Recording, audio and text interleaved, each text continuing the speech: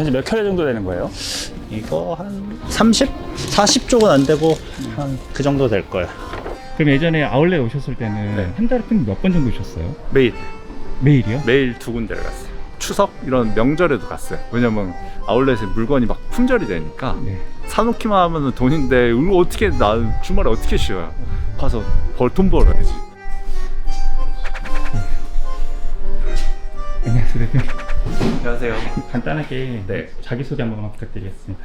네, 안녕하세요. 저는 온라인에서 나이키나 아디다스 이런 신발들을 제품을 판매하고 있는 벼락슈터라고 합니다. 아, 브랜드 상품을 취급하시는 네, 거예요? 맞습니다. 우리가 그 백화점이나 뭐 아울렛 이런 데 가서 보시면은 누구나 알 수 있는 그런 브랜드 제품을 판매하고 있습니다. 막상 사무실에 브랜드 상품들이 보이지는 않더라고요. 네, 여기 사무실에서는 이제 업무 위주로만 하고 뒤에서 출고 업무를 따로 하고 있습니다. 여기가 저희 창고인데 뭐 재고가 그렇게 많지는 않습니다. 여기 뭐 신발들도 있지만 저희가 의류 상품들도 취급을 하고 있어가지고 네. 뭐 어차피 나이키나 아디다스 이런 데 의류도 다 있으니까 네. 전반적으로 거의 그런 신발들 제품들 위주로 재고는 확보하고 판매를 하고 있습니다. 한번 볼 수 있어요? 네, 뭐 이런 제품들 같은 경우는 그냥 길거리에서도 많이 보셨을 거예요. 나이키 데이브레이크라는 제품이라고 해서 가장 인기 있는 제품 중 하나고요. 네. 여기 보시면 뭐 시리샷, 이것도 이제 저도 좀 자주 신는 신발 중 하나인데 이것도 남자 여자분들 다 인기 있는 제품 중 하나입니다. 근데 궁금한 게 네. 이런 브랜드 상품을 개인이 판매를 할 수가 있나요? 네, 브랜드 판매하는 건 전혀 문제가 없습니다. 아, 대리점 계약을 하지 않아도 판매를 할 수가 있는 네, 거예요? 맞습니다. 대표님 지금은 어디 가시는 거예요? 저희 아울렛 가고 있습니다. 흔히 알고 있는 프리미엄 아울렛, 이제 그 수도권에 이제 교외 지역에 있는 그 아울렛에 가는 겁니다. 정말 아울렛 가서 브랜드 상품들을 가져오시는 거예요? 네, 뭐 저희가 이제 상품을 구입도 하고 있고 대신 구매도 해드리고 이런 거 다 하고 있습니다. 저한테 메일 주셨을 때 네. 외국계 자동차 회사에 네, 맞습니다. 엔지니어로 네네네. 근무하시다가 네네네. 부업으로 이 일을 같이 하셨다고 제가 봤었거든요. 네, 맞아요. 제가 원래 하던 일이 자율주행차 연구원이었거든요. 네. 저는 원래 이제 자동차 이런 걸 워낙 좋아하다 보니까 내가 하는 직업에 대해서도 되게 만족이 높았고 네. 그냥 어렸을 때부터 자동차 엔지니어가 되고 싶었어요. 그래서 학교 갈 때도 네. 기계공학과 아니면 아예 지원도 안 했어요. 취업할 때도 자동차 회사 아니면 아예 지원도 안 했어요. 근데 한 8년 정도 다니다 보니까 열심히 하니까 재미는 있는데 내가 그냥 좋아하는 일 뭐만 해가지고 뭔가 먹고 살기가 생각보다 쉽지가 않더라고요. 결정적으로 이제 와이프가 둘째를 출산했을 때 이제 육아휴직을 하다 보니까 경제적으로 더 많이 압박감이 심했어요, 사실. 그러다가 이제 유튜브에서 온라인으로 이렇게 사업하는 게 있다. 이거는 그래도 내가 좀 해볼 수 있지 않을까?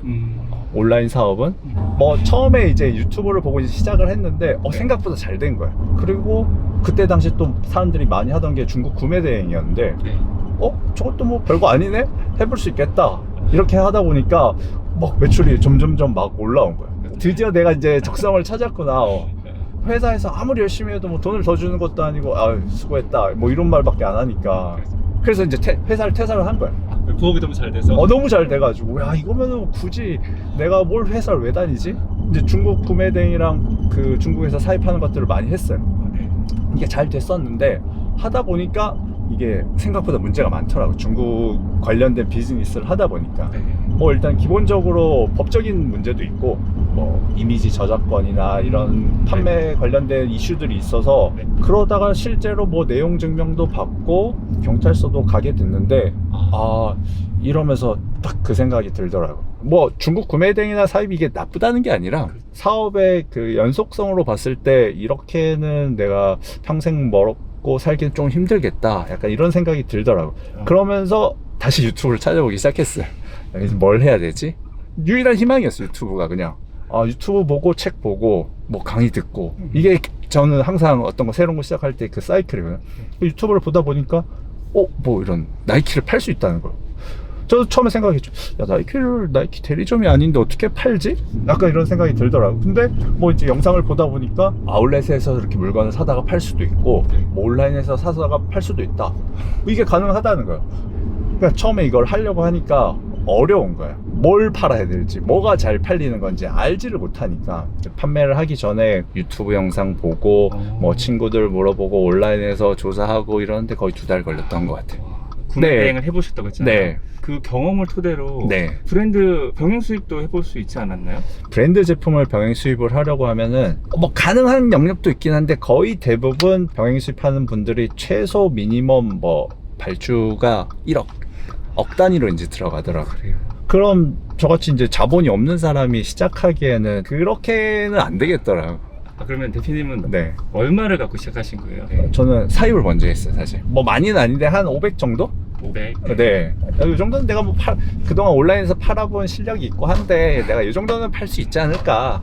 저는 당연히 브랜드 제품이고 이 정도 가격대면은 충분히 경쟁력 있겠다라고 판단했는데 제가 사자마자 그 제품들이 가격이 떨어지더라고요.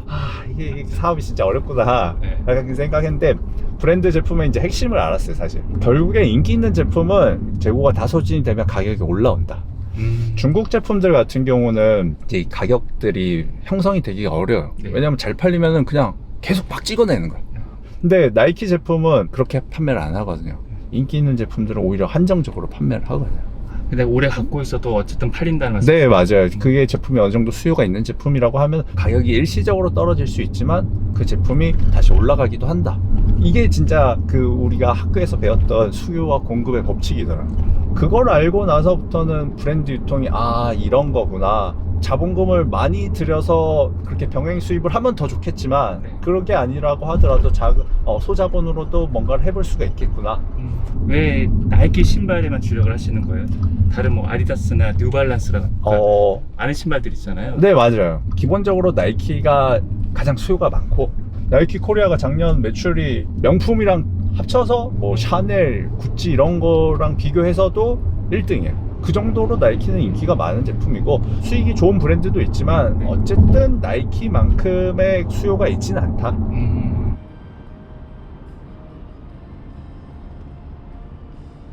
오늘 평일이잖아요. 네. 보통 주말에 와야지 더 네. 많은 상품들을 보고 또 할인 행사 좀 많지 않나요? 아니요. 주말에 오면은 일단 저희는 구매를 하기가 힘들어요.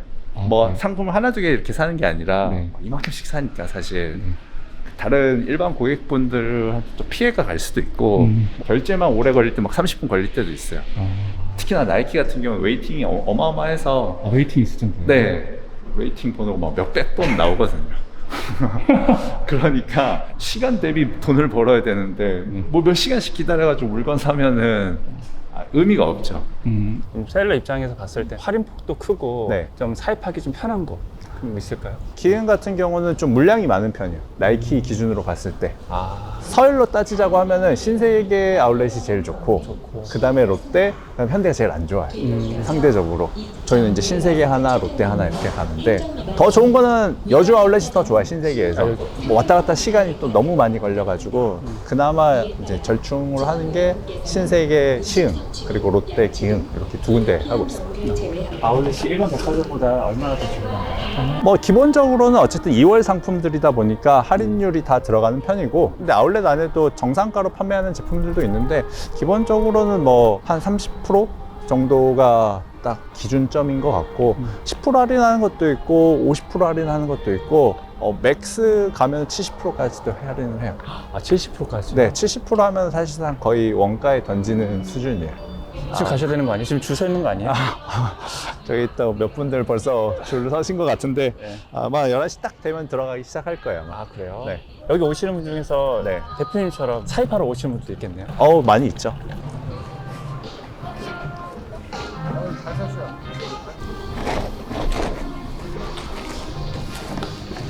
실내 촬영이 좀 어려워서 영상 담지는 못했는데 네. 아까 사실 때 이게 무슨 목록 같은 거 보시더라고요. 그건 네. 뭐예요?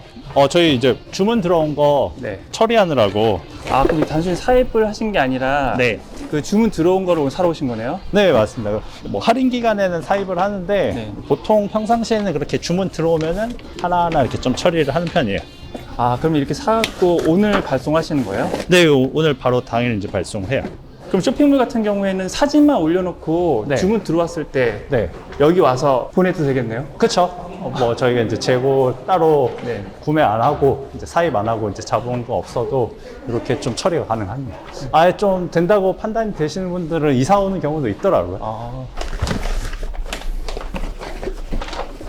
이제 아울렛 한번 오셔서 네. 최대 많이 구매해 보신 켤레가 몇 켤레예요? 한 120쪽 정도 되는 것 같아요. 인터넷보다 네. 이게 얼마나 좀 저렴한지 좀 비교해 네. 보시거든요. 아, 그럼 한번 찾아볼까요? DH9523 최저가가 57,580원. 이게 재고가 있을진 모르겠는데 지금 이 사이즈가 몇이죠? 240입니다. 이게 또 최저가라고 하는데 막상 들어가 보면 또 최저가가 아닌 경우도 있어요. 뭐 쿠폰을 먹여야 된다는데 네. 쿠폰이 먹일 수 없는 쿠폰이고. 막상 들어가면 내가 원하는 사이즈라던가 색깔이 없는 경우들도 있더라고요. 맞아요. 그게 어떻게 보면 포인트예요. 막상 들어가도 사이즈가 없거나 내가 원하는 색깔이 없을 수 있는 거예요. 네. 역시 나 마찬가지네. 230밖에 없네 사이즈가. 이런 경우가 많아요. 사실 처음에 아울렛에 와서 다 검색해봤어요. 하나하나 검색해보니까 뭐 거의 다 최저가보다 비싼 거예요. 그래서 이걸로 어떻게 할 수 있을까, 이 사업을? 이게 사업이 가능한 건가? 근데 막상 하다 보니까 생각보다 많은 제품들이 이렇게 최저가에는 제품이 없어요. 브랜드 제품이니까. 이게 결국 한정적이라는 거예요. 이렇게 최저가에 깔려있는 제품들은. 그러면은 내가 어쨌든 고객들이 원하는 사이즈 재고를 갖고 있으면은 그 이상으로 충분히 판매를 할 수가 있다. 단순히 최저가 싸움이 아니다. 이게 이제 이 사업할 때 가장 첫 깨달음이었죠. 대표님만의 아울렛에서 좀 싸게 구매하시는 방법 있을까요? 아울렛은 사실 뭐 싸게 살 수 있는 방법은 많지는 않아요. 일단 기본적으로 추가 프로모션 기간 이런 것들이 있거든요. 예를 들면 여름 시즌이 끝나간다. 한 8월 말 9월 초 이제 아울렛도 재고를 털어내야 되니까 이럴 때 추가로 할인을 하는 편이고요. 혹은 또 어떤 브랜드마다 좀 상황이 다르긴 한데 뭐 2개 이상 사면은 할인해 준다거나 3개 이상 사면은 30% 할인한다거나. 일반 고객들 입장에서는 그렇게 막 물건을 살 일이 없으니까 온 가족이 다 사야지 그렇게 할인을 받으니까 네. 오히려 그런 것들을 좀 활용하는 편입니다. 최근에 네. 대형 플랫폼에서 이런 네. 가품 이슈들 많았잖아요. 아, 네. 그래서 아무래도 이제 온라인에서 이 영세업자가 파는 브랜드 상품 같은 경우 네. 정품에 대한 소명에 대한 요구를 받을 수 있을 것 같아요. 아, 네. 혹시나 아울렛 샀던 뭐 영수증을 구매자에게 보여준다든지 네. 판매 채널에 보여준다든지 이렇게 뭐 소명을 하시나요? 일단 기본적으로 고객들한테 영수증을 보여주거나 그러진 않습니다. 이 제품에 하자가 없고 정품이 아닐 확률이 없기 때문에 외부 기관을 통해서 감정을 요청을 드립니다. 혹은 뭐 이제 AS를 맡겨야 된다 이런 경우에 매장에 가서 이제 수선 접수를 하게 되는데 가품이라면 이게 당연히 접수가 안 되겠죠. 그런 부분들을 활용해서 우회적으로 이제 증빙을 하고, 판매 채널 같은 경우에는 당연히 이제 정식적인 서류들이 필요하니까 저희가 이제 구매한 영수증 이런 것들을 가지고 소명을 하고 있습니다. 그럼 온라인에서 브랜드 상품을 판매할 때 네. 혹시 모를 리스크가 있을까요? 브랜드 제품을 파는 게 제가 합법적이라고 해서 말씀드렸는데 딱 한 가지 문제가 된다고 하면은 이미지 저작권 문제가 있어요. 이미지 저작권 같은 경우는 뭐냐면 창작자의 의도가 들어가면 이제 문제가 되거든요. 예를 들면 그 신발 같은 경우에 이제 신발 끈이 일반적으로 돼 있는 게 아니라 뭔가 좀 이렇게 예쁘게 뭐 묶여져 있거나 이런 거는 이제 창작자의 의도가 들어간 거로 판단할 수 있다고 하더라고요. 이 저작권이라는 것 자체가 좀 약간 주관적인데 이게 대법원 판례에도 있어가지고 이런 사진들만 조심하면은 사실 문제가 될 건 없습니다. 기본적으로는 공식 홈페이지에 나온 사진들을 캡처를 해가지고 초반에는 판매를 하는 편이고요. 혹은 이 제품은 진짜 잘 팔릴 것 같아 라고 판단이 되는 경우에 미리 사입을 해서 사진을 찍는 경우도 있습니다. 반품률은 얼마나? 최근에 뭐 좀 자료를 찾느라고 전체적으로 정리를 해봤는데 한 2%에서 3% 정도 되는 것 같더라고요. 높은 편은 아니네요. 네, 맞습니다. 근데 이게 판매량에 비하면은 또 반품 건수가 많을 수는 있거든요. 저희가 한 달에 이제 출고량이 한 3,000건 가까이 되는데 네. 그렇게 치면은 한 달에 한 100건 정도는 되죠. 대표님 매출 좀 여쭤봐도 될까요? 저희 매출이요. 네. 작년 기준으로 네. 부가세 신고 기준으로 19억이었고요. 작년에만? 작년 기준 21년 기준으로 19억이었고요. 네. 그리고 올해는 상반기 부가세 신고한 거 기준으로 10억입니다. 10억이요? 네. 그럼 순수익은 어느 정도 될까요? 저희가 순수익이 한 달 기준으로 보통 한 3천 정도 보고 있습니다. 제가 3천 정도라고 말씀드리는 이유는 시즌에 따라서 이제 수익이 좀 왔다 갔다 하기 때문에 상대적으로 겨울에는 수익이 좀 더 높은 편이고요. 네. 여름에는 좀 더 낮은 편이어서 평균적으로 그 정도 보고 있습니다. 아무래도 여름에는 좀 슬리퍼를 많이 착용해서 네, 그렇죠. 아무래도 이제 단가가 낮은 제품들이 많고 겨울에는 의류도 많이 팔리고 그런 패딩류들은 단가가 높다 보니까 네.